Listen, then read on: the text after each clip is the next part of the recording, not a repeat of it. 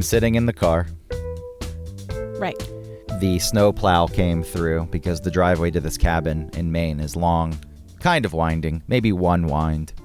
And it snowed a lot last night, but now it's turning to rain, which means it'll all be ice soon. But the snow plow came through, and then these guys with shovels jumped out and started shoveling around the cars, and I'm sitting in my car for this recording. They gave me a look because I have headphones on and a microphone. Yeah. Like every Wednesday, which is today, I sit in my car and do the radio show, and I find different places to park. And a lot of times I park near the water because I'm right next to, I go right next to the water where all these like boats and yachts and things are parked. And yeah, there are some people that go in and out and they look at me like, what is she doing? Do you use a hotspot on your phone? Yeah. And I had to buy more. Like it was saying like, hey, you've used 75% of your hotspot data. If you want unlimited or whatever, then you have to pay extra. So I've been paying extra. Can't you pull up close to the building and leech off of their Wi-Fi?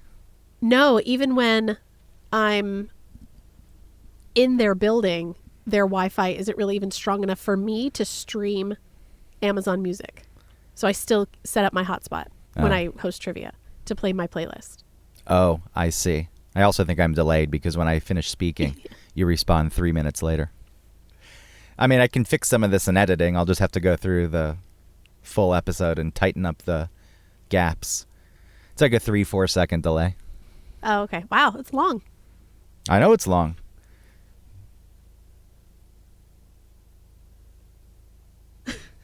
I can't tell now if you have nothing to say. No, I'm just thinking about the delay. I know. Oh, boy. I don't know if this is going to work. That's what I'm saying. Like, maybe we could just say that this is what's happening. You're in this cabin, and maybe talk about your experience a little bit, and then we'll wrap it up. We've never not done a show. Either I've done a show alone or you've done a show alone, and neither show performs as well as the shows when we do them together. But my solo shows certainly do better than your solo shows. And I think that we shouldn't do that. We should give the people what they want.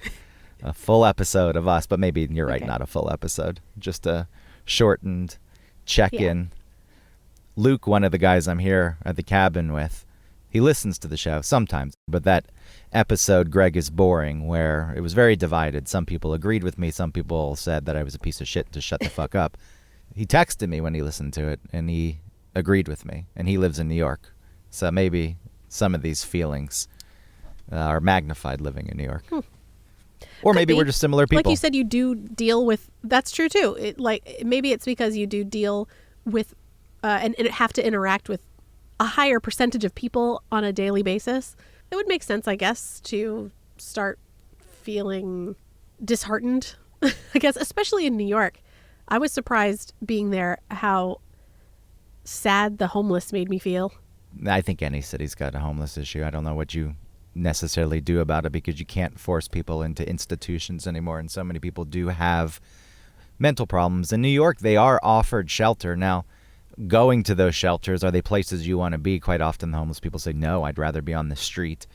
There is a right to shelter in New York, though, which is being stressed right now with the migrant crisis, where so many people who cross the border in Texas are being bussed up to New York. And because, the city's a sanctuary city and they offer a right to shelter, these people, families are being given the opportunity to live in hotels, and the city's paying for it. Wow. Other people, they're converting gyms and stuff, so it's not like ideal settings. You don't want to live in a gym the rest of your life. But the whole system is pretty stressed right now.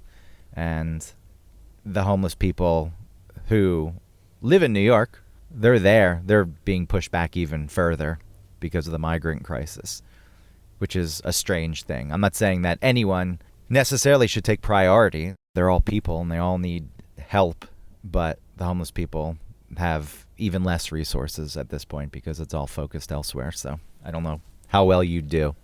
Huh. I mean, it's homeless people in general, right? Like, I see homeless people, but it's more like in New York, it seemed on a different level, like a different extreme. People were half naked and just looking real bummy and sad. Atlanta's pretty bad too. When I was in Atlanta, just recently. Yeah, that's stayed true. at the Wiley, which is on Ponce. You're in your car in Atlanta, and they hang out. A lot of people hang out on the corner of Boulevard and Ponce, and they'll come up and walk between the cars at the red light. But if you're on the street, it's an opportunity of like a captive audience, and they will come up to you. And I don't know the point of this conversation. I'm not trying to compare cities' homeless populations. No, I know. Point is that in New York, you are interacting with them more because you are out walking about on the train.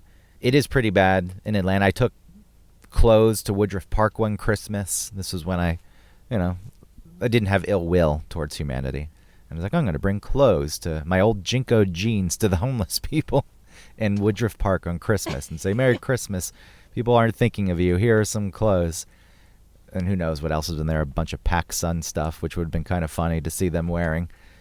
Going to that park, the number of people, I was taken aback. I guess on Christmas, I don't know if they were congregating. Again, this is probably like 2003, so it was a long time ago. But so many people came up, and then I felt bad that I didn't have enough clothes for everyone because I didn't expect it.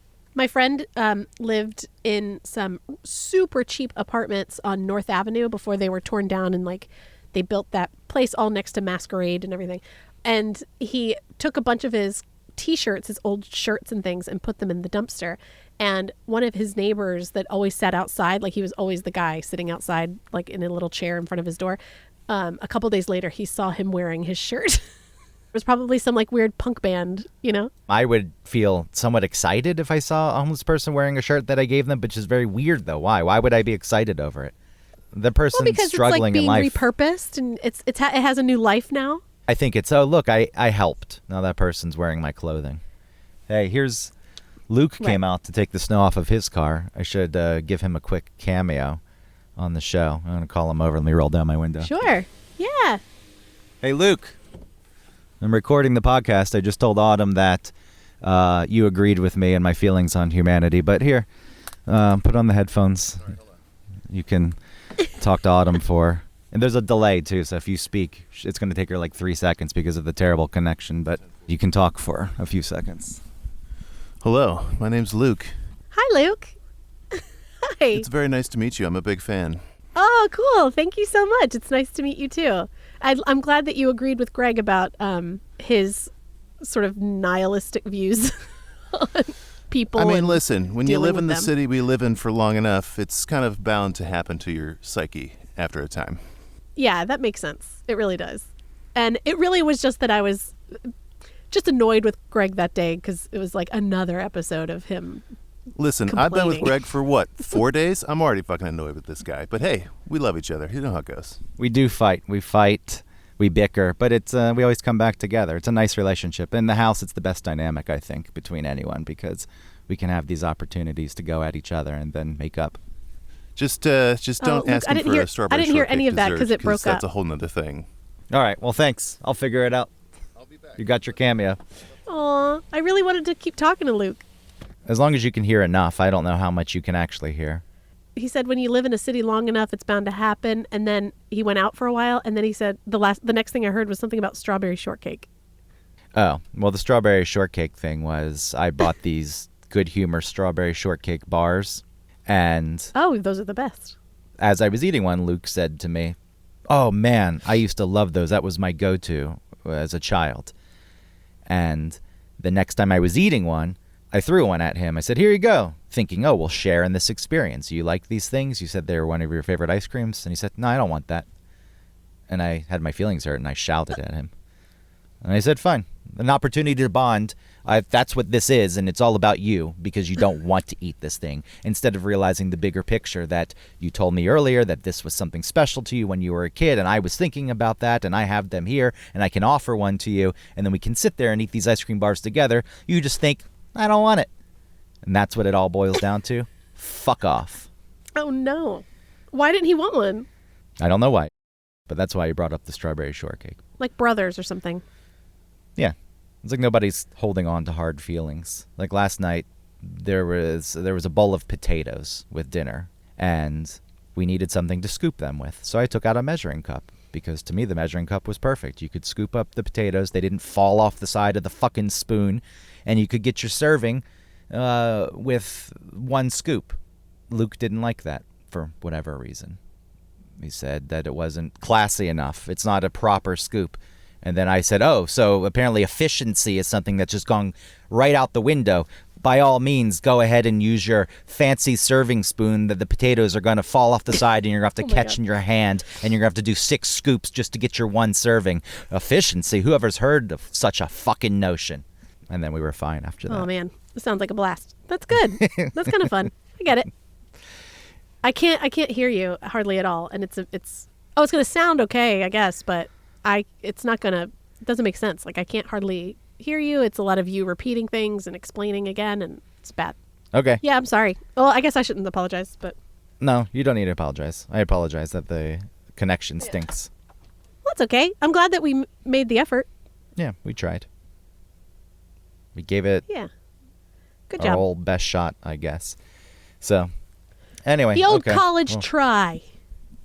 I'll let you go. I'll let you go. Okay, let me go. Okay, goodbye. All right, talk to you later. Bye.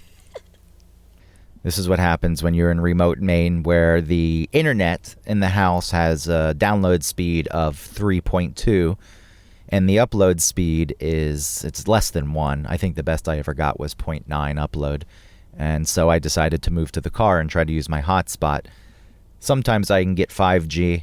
Today, it's just LTE, which is kind of strange since LTE at one point was top of the line, and I remember it working just fine in terms of speeds on your phone. Same for 3G. There's got to be something with the network. This is speculation. I don't know anything about this. So if you do know and I'm wrong, no need to yell into the ether, you fucking idiot, that's not the way it works. I'm admitting now. I would be happy to know how it works, though. You can always email Autumn.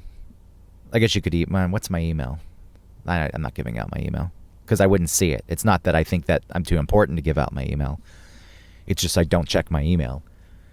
Somebody wrote me about helping them get a job because they saw a job posting for the company I work for in early December, and I just saw it yesterday. And I said, oops, I clearly did not help you. Oh, great. Now the snowplow. Maybe this audio is picking up. I don't know, but there's a guy with a snowplow.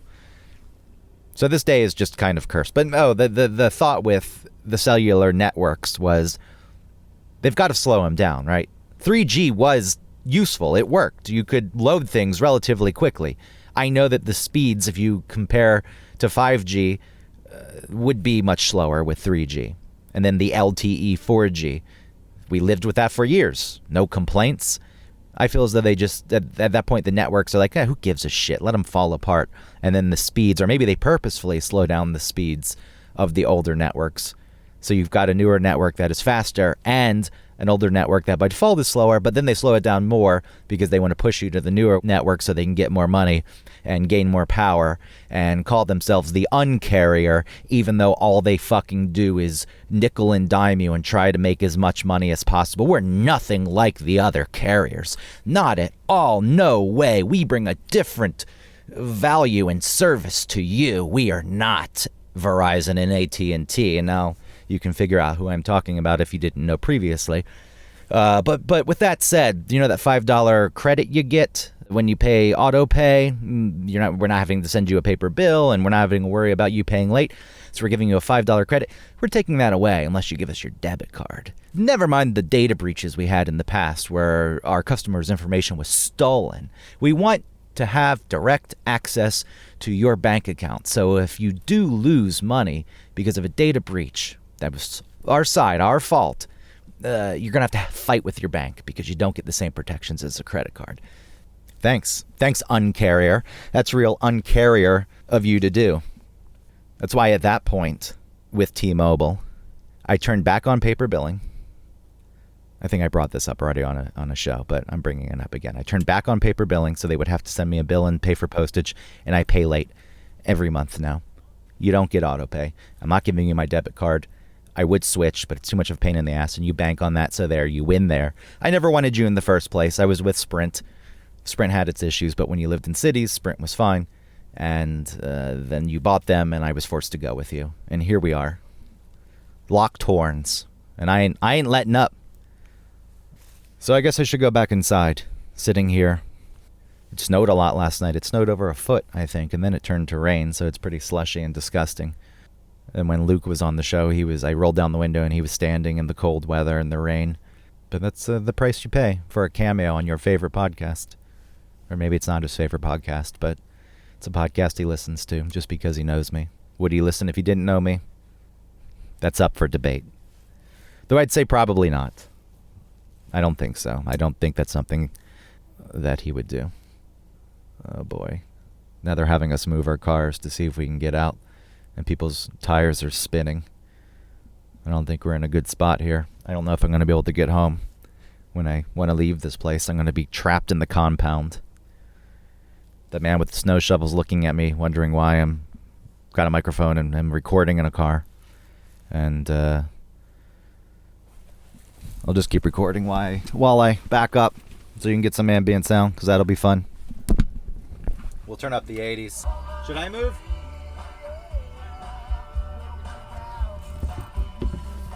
You just want us to back up?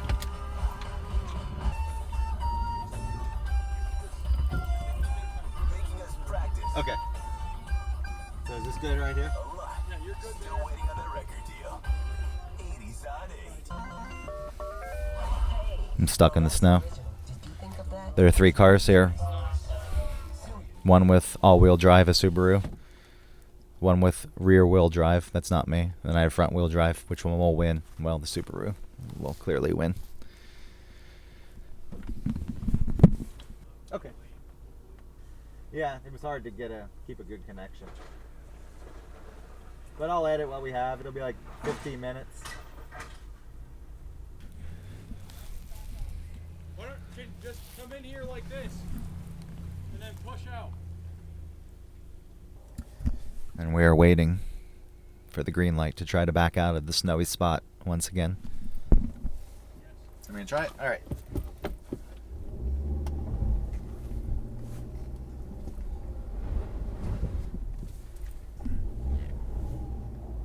Come on.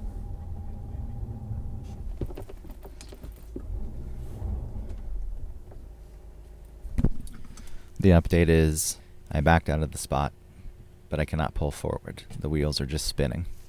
So now they're putting salt in front of my tires. Ready?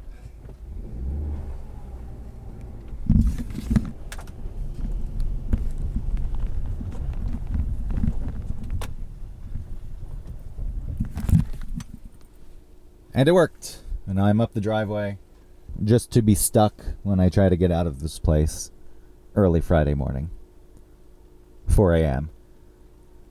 Anyway, that's the episode. That was thrilling. Let's end with 80s on 8.